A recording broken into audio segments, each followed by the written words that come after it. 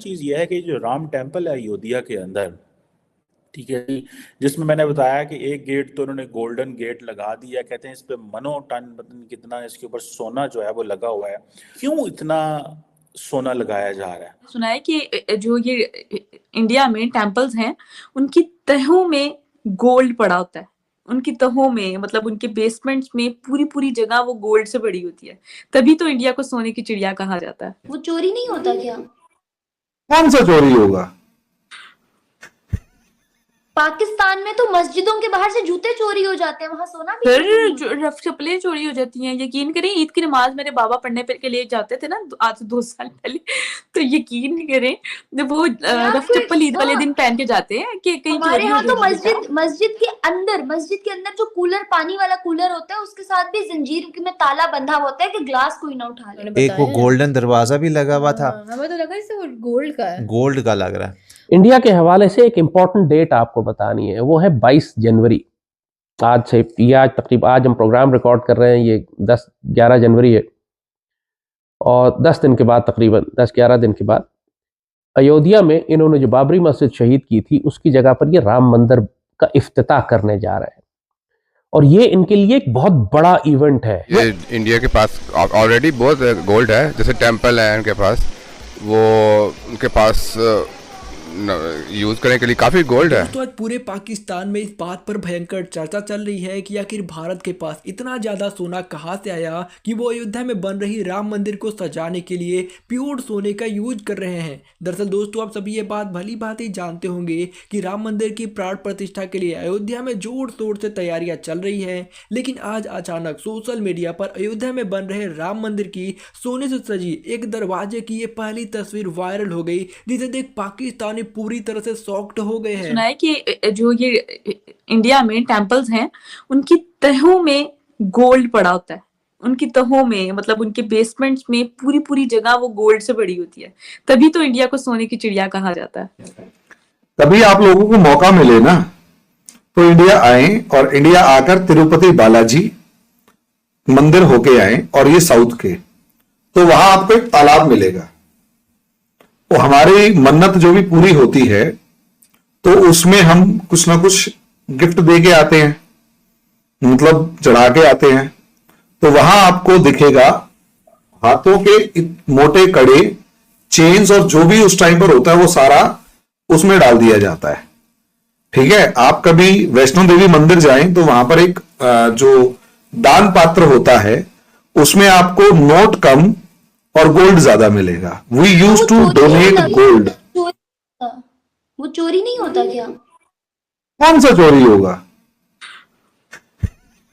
पाकिस्तान में तो मस्जिदों के बाहर से जूते चोरी हो जाते हैं, वहां सोना भी चोरी नहीं होता। फिर रफ चप्पलें चोरी हो जाती हैं। यकीन करें ईद की नमाज मेरे बाबा पढ़ने के लिए जाते थे ना आज से 2 साल पहले, तो यकीन नहीं करें जब वो या रफ फिर चप्पल ईद वाले दिन पहन के जाते हैं कि कहीं हमारे चोरी हो यहाँ तो जाएगी बेटा। मस्जिद के अंदर जो कूलर, पानी वाला कूलर होता है, उसके साथ भी जंजीर में ताला बंधा होता है कि ग्लास कोई ना उठा ले। देखिए, वो तो थोड़ा बहुत किसी टाइम पर इंडिया में भी होता था, अब वो काफी हद तक चेंज हो चुका है। माइंडसेट चेंज हो जाता है ना। देखिए, आपको कोई भी चीज जरूरत से ज्यादा मिल जाती है तो उसके बाद उसकी वैल्यू थोड़ी कम हो जाती है।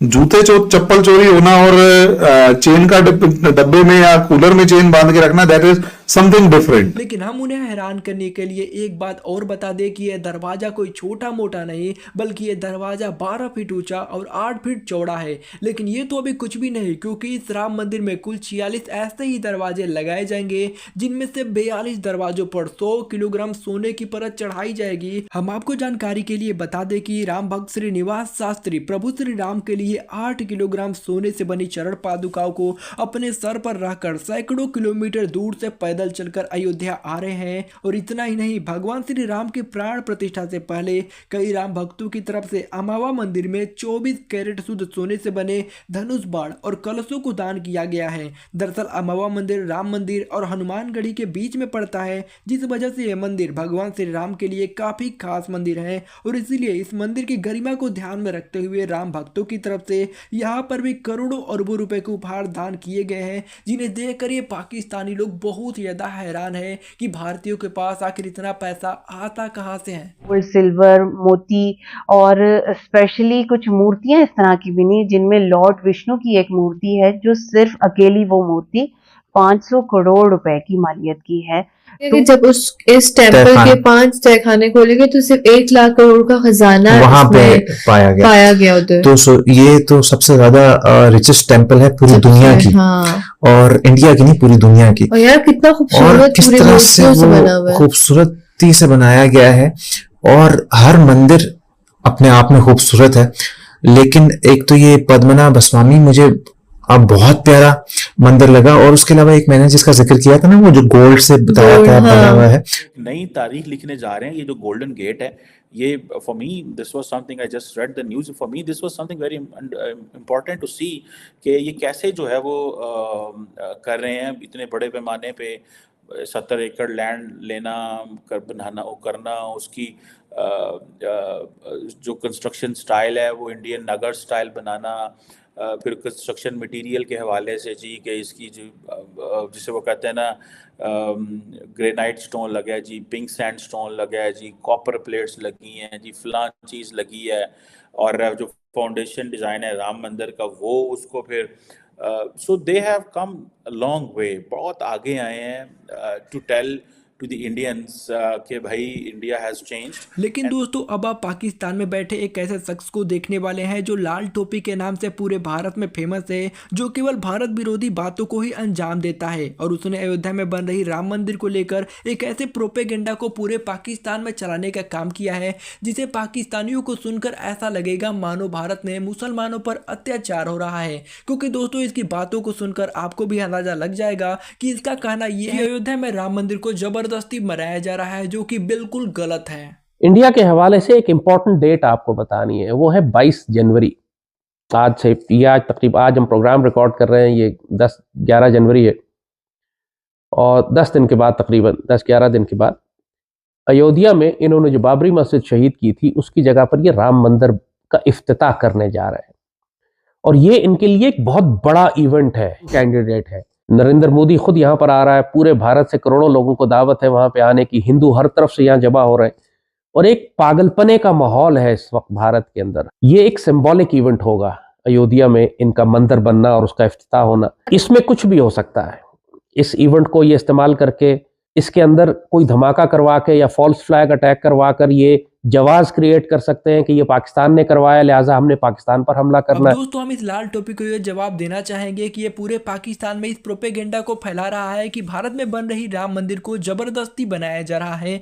तो हम उन्हें जवाब दे दें कि अगर भारत में राम मंदिर को जबरदस्ती ही बनाना होता तो इतने सालों से कोर्ट में केस ना चल रहा होता। क्योंकि आप सभी ये बात जानते होंगे कि भारत में 80% आबादी हिंदुओं की है। इसके बावजूद भी हिंदुओं को अपने मंदिर के लिए, सच की लड़ाई लड़ने के लिए कोर्ट में जाना पड़ा और केस लड़ना पड़ा। इसका अंदाजा आप लगा सकते हैं कि भारत में लोकतंत्र कितना शानदार है। हालांकि ये लाल टोपी भी अपनी जगह बिल्कुल सही है, क्योंकि ये जिन लोगों की बातों को सुनकर भारत के ऊपर ये आपत्तिजनक इल्जाम लगा रहा है वो लोग भारत के ही रहने वाले हैं। और आप सभी भी ये बात भली भांति जानते होंगे कि अगर पड़ोसी मुल्क का कोई व्यक्ति अपने देश के बारे में गलत सलत बातें कहेगा तो हम लोग अपने देश में बैठे बैठे उसकी बातों पर विश्वास कर ही लेंगे। और ठीक यही कारण है कि हमारे देश में कुछ मुस्लिम पॉलिटिकल लीडर ऐसे हैं जो राजनीतिक खेल खेलने के लिए गलत सलत बयानों को अंजाम देते हैं। और इन्हीं लोगों को बयानों को सुनकर पाकिस्तानी लोगों को ऐसा लगता है कि भारत में मुसलमानों पर अत्याचार हो रहा है। अब दोस्तों आप ये बात सोच सकते हैं कि अगर इस मंदिर को जबरदस्ती बनाना ही होता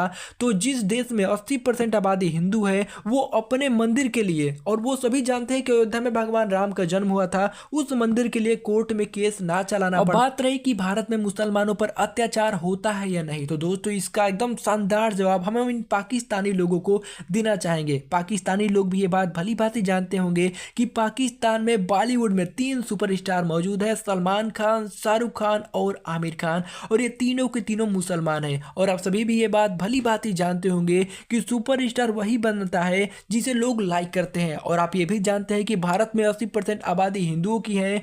और ये बात भी तय है कि अगर ये 80% आबादी वाले लोग जिन लोगों को लाइक करेंगे वही स्टार बनेगा। यानी 80% आबादी वाले लोग इन तीनों मुसलमानों को लाइक करते हैं। और जब ये लोग मुसलमानों को लाइक करते हैं तो मुसलमानों पर अत्याचार का सवाल ही नहीं पैदा होता, क्योंकि भारत के अंदर लोगों को धर्म और जाति पाति के आधार पर नहीं बांटा जाता। चाहे वो किसी भी धर्म का है, किसी भी जाति का है, सही है तो सही है, जो गलत है सो गलत है। पर दोस्तों आपको क्या लगता है हमें कमेंट करके जरूर बताइए। और राम मंदिर के बारे में आप क्या कहना चाहेंगे, क्या आप 22 जनवरी को राम मंदिर के देखने के लिए अयोध्या जा रहे हैं या नहीं, हमें कमेंट करके जरूर बताइएगा।